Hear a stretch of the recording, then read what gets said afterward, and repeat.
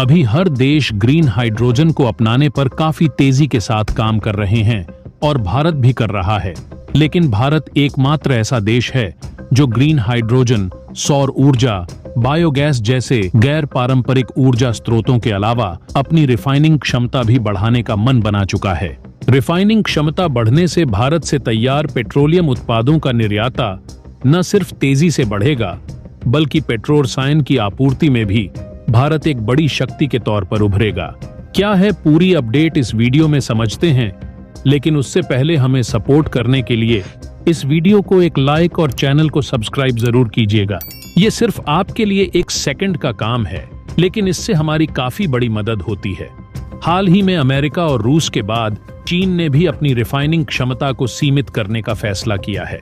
ऐसे में भारत सरकार का अनुमान है कि रिफाइनिंग क्षमता बढ़ने से भारत से तैयार पेट्रोलियम उत्पादों का निर्यात न सिर्फ तेजी से बढ़ेगा, बल्कि पेट्रोल रसायन की आपूर्ति में भी भारत एक बड़ी शक्ति के तौर पर उभरेगा।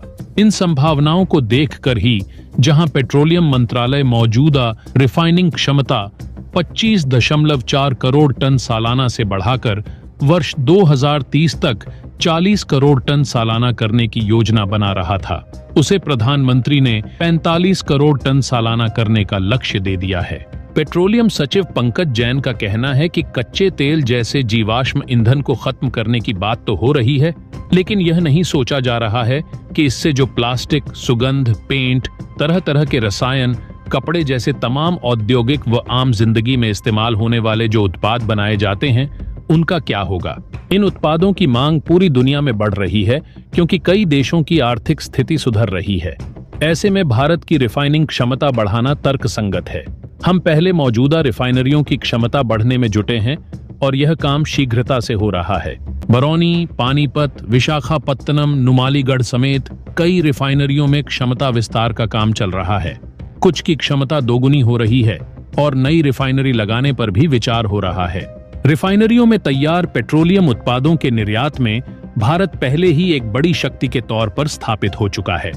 देश के कुल निर्यात में पेट्रो निर्यात की हिस्सेदारी 2020-21 में 10% थी, जो इस साल 13% रहने वाली है। यूरोपीय देशों में पेट्रो उत्पाद सबसे ज्यादा भारत करने लगा है। अफ्रीकी देशों को पेट्रो रसायन की आपूर्ति में भारत की स्थिति मजबूत होती जा रही है। भारत पेट्रोलियम बीपीसीएल के निदेशक संजय खन्ना का कहना है कि पेट्रोल रसायन निर्यात में भारत चीन का एक मजबूत विकल्प बनता जा रहा है। घरेलू स्तर पर भी पेट्रोल रसायन की मांग भारत में काफी होगी क्योंकि इसका सीधा संपर्क प्रति व्यक्ति आय के साथ है। जैसे जैसे आय बढ़ेगी, वैसे वैसे जीवन स्तर सुधरेगा और पेट्रोल रसायन से बने उत्पादों की मांग बढ़ेगी। इस हिसाब से भी भारत की रिफाइनरी क्षमता बढ़ाना जरूरी है। पेट्रोल रसायन के लिए कच्चे माल का मुख्य स्रोत रिफाइनरियां ही होती हैं। कंपनियों का आकलन है कि भारत में पेट्रोल रसायन उद्योग की क्षमता अगले 2 दशकों तक सालाना 10% की रफ्तार से बढ़ती रहेगी। भारत में अभी 23 पेट्रोलियम रिफाइनरियां हैं। इनमें 18 सरकारी क्षेत्र की कंपनियों IOC, BPCL, HPCL, NRL, MRPL आदि के पास है, जबकि 3 निजी सेक्टर की हैं और 2 संयुक्त उद्यम में हैं। भारत के पश्चिमी तट पर एक नई ग्रीन फील्ड रिफाइनरी बनाने के लिए सऊदी अरब के साथ वार्ता हो रही है। यह देश की सबसे बड़ी रिफाइनरी हो सकती है, जो मुख्य तौर पर यूरोपीय देशों की मांग को पूरा करने की कोशिश करेगा। इसके लिए भारत व सऊदी अरब के बीच एक संयुक्त कार्य दल का गठन किया गया है।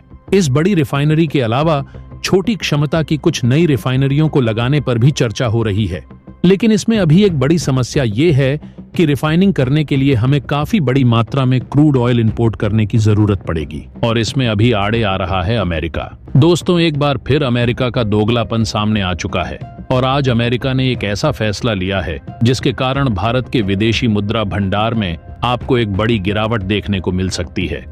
आप सभी रूस यूक्रेन युद्ध के बारे में तो जानते होंगे। जैसे ही दोनों देशों के बीच में युद्ध शुरू होता है, भारत रूस से भारी मात्रा में कच्चे तेल की खरीदारी शुरू कर देता है और पहले दिन से ही अमेरिका भारत के इस कदम का विरोध करता है, लेकिन अमेरिका ज्यादा कुछ कर नहीं पाता। लेकिन आज अमेरिका ने जो अहम फैसला लिया है, इसके बाद भारत तक रूस से कच्चा तेल सस्ते दामों पर नहीं खरीद सकता।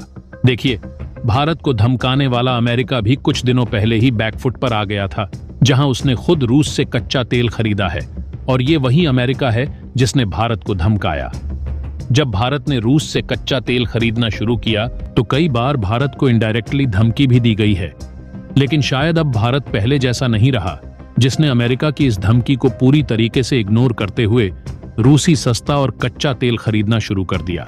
और इसमें हम जिक्र करना चाहेंगे उन यूरोपीय देशों का जो लगातार भारत का विरोध कर रहे थे। लेकिन वही यूरोपीय देश भारत से रशियन ऑयल खरीद रहे थे, क्योंकि भारत में उस कच्चे तेल के रिफाइंड और भारत में यूरोप के अंदर बड़े पैमाने पर रिफाइंड पेट्रोलियम एक्सपोर्ट किया है। इससे कोई दिक्कत नहीं हुई। लेकिन अब जब मिडिल ईस्ट और अमेरिका ने खुद अपने कच्चे तेल का प्रोडक्शन को बढ़ा दिया है, तब इन देशों ने विरोध करना शुरू कर दिया है। आपको बता दें, जब भारत रूस से कच्चा तेल खरीद रहा था तो भारत के करीब 40 से 50% डिमांड हम सिर्फ रूस से ही पूरी कर रहे थे। लेकिन शुरू हुए रूस यूक्रेन युद्ध से पहले ऐसा नहीं था। भारत की ज्यादातर जरूरत मिडिल ईस्ट से पूरी की जा रही थी। लेकिन अब समय पूरी तरीके से बदल चुका है। जहां पर भारत रूस से एक दिन में करीब 2.4 मिलियन बैरल प्रतिदिन कच्चे तेल को खरीद रहा था, उसमें करीब 4.2% की गिरावट आ चुकी है। यानी कि इस समय भारत रूस सिर्फ 1.3 मिलियन बैरल प्रतिदिन कच्चे तेल को खरीद रहा है और यह गिरावट लगातार बढ़ते चली जा रही है। और इस गिरावट के पीछे का कारण है अमेरिका। अमेरिका ने उन सभी शिप कंपनीज के ऊपर बैन लगाना शुरू कर दिया है जो रूस से कच्चा तेल भारत की ओर लेकर के आ रहे हैं। ऑलरेडी रेड सी पर हो रहे हूती विद्रोहियों की तरफ से हमले के कारण कच्चे तेल के भाव ऊपर जा रहे हैं और हूती विद्रोहियों के हमलों के कारण भी भारत का काफी सारा तेल अभी भी फंसा हुआ है। लेकिन इस बीच अमेरिका का ये फैसला बहुत ही ज्यादा इंपॉर्टेंट हो जाता है, क्योंकि अमेरिका ने सभी शिप कंपनीज के ऊपर बैन लगाना शुरू कर दिया है जो सिर्फ रशियन ऑयल को एक जगह से दूसरी जगह ट्रांसफर कर रही है। उन्होंने ऑयल को लेकर के कोई भी स्टेटमेंट नहीं दिया है, सिर्फ उन ऑयल कंपनीज के ऊपर बैन लगाना शुरू कर दिया है। अब शिप कंपनीज अलग अलग बिजनेस में ऑपरेट करती है, जिनका मैक्सिमम बिजनेस अमेरिका, यूरोप और अलग अलग क्षेत्रों में किया जाता है। जहां क्रूड ऑयल का बिजनेस काफी बड़ा बिजनेस छोटी कंपनी पार्टिसिपेट नहीं करती है, और ये वो बड़ी शिप कंपनियां हैं जो ऑलरेडी अमेरिका, यूरोप और कई देशों के साथ मिलकर के काम करती है। अब अगर ऐसे में इन कंपनियों के ऊपर प्रतिबंध लग जाता है तो ये अपने कई और भी बिजनेस पूरी तरीके से लूज कर सकती है। इसलिए अब वह रशियन ऑयल भारत तक पहुंचाने का काम नहीं करेंगी, और जब ट्रांसपोर्टेशन नहीं होगा तो भारत किस तरीके से रशियन कच्चा तेल भारत के अंदर ला पाएगा? इसका कोई भी समाधान नहीं है। और अब मजबूरन भारत को अपने पुराने प्लेयर यानी कि इराक से कच्चे तेल के आयात को बढ़ाना पड़ रहा है।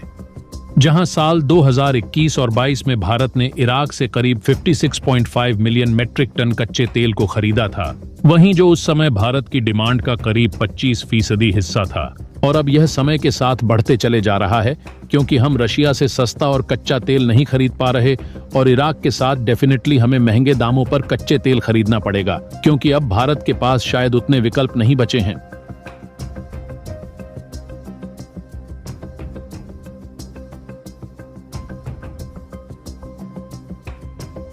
साथ ही वीडियो पसंद आया है तो इस वीडियो को एक लाइक और चैनल को सब्सक्राइब जरूर कीजिएगा।